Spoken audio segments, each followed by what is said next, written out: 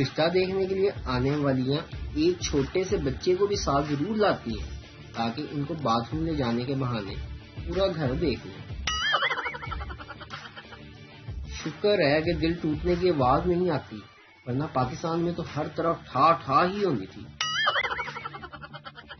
ماں بیٹے سے اپنے لیے ایک لڑکی ڈھونڈو جو نمازی، پرہیزگار، پردے دار، نیک سیرت ہو۔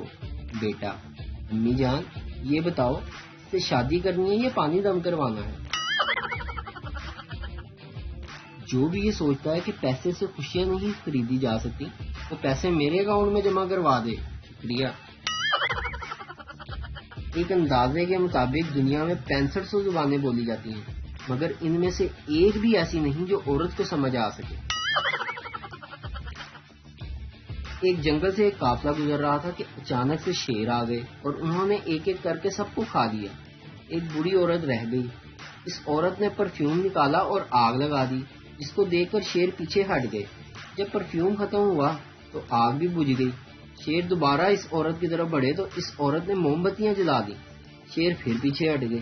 پھر اچانک سے ایک بوڑھا شیر آگے بڑھا اور سب سے کہا، رک جاؤ، میں اس بوڑھی عورت کو جانتا ہوں، اور آگے بڑھ کر روتے ہوئے اس عورت کے پیروں میں گر گیا اور کہا کہ زبیدہ آپا میرے دانت گر رہے ہیں، کوئی ٹوٹکا ہو تو مہربانی کر کے مجھے ضرور بتائیں۔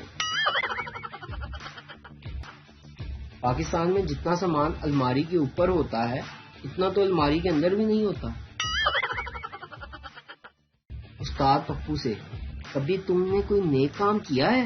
پپو بولا: جی ہاں سر، میں نے ایک نیک کام کیا ہے۔ استاد: وہ کیا؟ پپو: سر ایک بوڑھا آدمی آرام سے گھر جا رہا تھا، میں نے ایک کتا اس کے پیچھے لگا دیا اور وہ بوڑھا جلدی گھر پہنچ گیا۔